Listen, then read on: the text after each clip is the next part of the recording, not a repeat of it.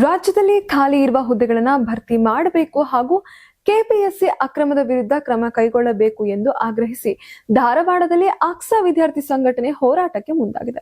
ಇನ್ನು ಪೊಲೀಸ್ ಇಲಾಖೆ ಅನುಮತಿ ನಿರಾಕರಿಸಿದ್ರೂ ಹೋರಾಟ ನಡೆಸಲು ಸಂಘಟನೆ ಸಿದ್ಧತೆ ನಡೆಸಿದ ಹಿನ್ನೆಲೆಯಲ್ಲಿ ಸಂಘಟನೆಯ ಅಧ್ಯಕ್ಷ ಕಾಂತಕುಮಾರ್ಗಾಗಿ ಪೊಲೀಸರು ಶೋಧವನ್ನು ನಡೆಸಿದ್ದಾರೆ. ಇನ್ನು ಮಿಚಿಗನ್ ಮೈದಾನ ಹಾಗೂ ಸುತ್ತಮುತ್ತ ಬಿಗಿ ಪೊಲೀಸ್ ಬಂದೋಬಸ್ತ್ ಮಾಡಲಾಗಿದೆ. ಧಾರವಾಡದ ಮಿಚಿಗನ್ ಮೈದಾನದಲ್ಲಿ ಆಕ್ಸಾ ಸಂಘಟನೆಯ ವತಿಯಿಂದ ಕೆಪಿಎಸ್ಸಿ ಅಕ್ರಮ ಹಾಗೂ ರಾಜ್ಯದಲ್ಲಿ ಖಾಲಿ ಇರುವ ಹುದ್ದೆಗಳನ್ನು ಭರ್ತಿ ಮಾಡುವಂತೆ ಆಗ್ರಹಿಸಿ ಹೋರಾಟ ನಡೆಸಲು ಸಿದ್ಧತೆ ಮಾಡಿಕೊಳ್ಳಲಾಗಿತ್ತು. ಆದ್ರೆ ಹೋರಾಟಕ್ಕೆ ಪೊಲೀಸ್ ಇಲಾಖೆ ಅನುಮತಿ ನಿರಾಕರಿಸಿತ್ತು. ಇದರ ನಡುವೆ ಕೂಡ ಹೋರಾಟಕ್ಕೆ ಮುಂದಾಗಿರುವ ಹಿನ್ನೆಲೆಯಲ್ಲಿ ಪೊಲೀಸರು ಸಂಘಟನೆಯ ಅಧ್ಯಕ್ಷ ಕಾಂತಕುಮಾರ್ಗಾಗಿ ಶೋಧವನ್ನ ನಡೆಸಿದ್ದಾರೆ. ಧಾರವಾಡದ ಸಾಧನಕೆರೆ ಬಡಾವಣೆಯಲ್ಲಿ ಕಾಂತಕುಮಾರ್ ಇರುವಿಕೆಯ ಮಾಹಿತಿ ಆಧರಿಸಿ ಪೊಲೀಸರು ಹುಡುಕಾಟವನ್ನು ನಡೆಸಿದ್ದಾರೆ. ಹೋರಾಟದ ಹಿನ್ನೆಲೆಯಲ್ಲಿ ಯಾವುದೇ ಅಹಿತಕರ ಘಟನೆ ನಡೆದಂತೆ ಮಿಚಿಗನ್ ಮೈದಾನ ಹಾಗೂ ಸುತ್ತಮುತ್ತ ಪೊಲೀಸ್ ಭದ್ರತೆಯನ್ನು ಹೆಚ್ಚಿಸಲಾಗಿತ್ತು.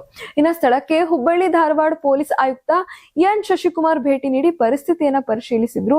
ಮೈದಾನಕ್ಕೆ ಆಗಮಿಸಿರುವವರ ಮೇಲೆ ಪೊಲೀಸರು ನಿಗಾ ವಹಿಸಿದ್ದು ಯಾವುದೇ ರೀತಿ ಅಹಿತಕರ ಘಟನೆ ನಡೆದಂತೆ ಮುನ್ನೆಚ್ಚರಿಕಾ ಕ್ರಮವನ್ನು ಕೈಗೊಳ್ಳಲಾಗಿದೆ. ಒಂದೆಡೆ ಹೋರಾಟಕ್ಕೆ ಅನುಮತಿ ಇಲ್ಲ ಎಂದು ಪೊಲೀಸ್ ಇಲಾಖೆ ಸ್ಪಷ್ಟಪಡಿಸಿದ್ರೆ ಮತ್ತೊಂದೆಡೆ ಬೇಡಿಕೆ ಈಡೇರುವವರೆಗೂ ಹೋರಾಟ ನಡೆಸುವುದಾಗಿ ಆಕ್ಸಾ ಸಂಘಟನೆ ಪಟ್ಟು ಹಿಡಿದಿದೆ.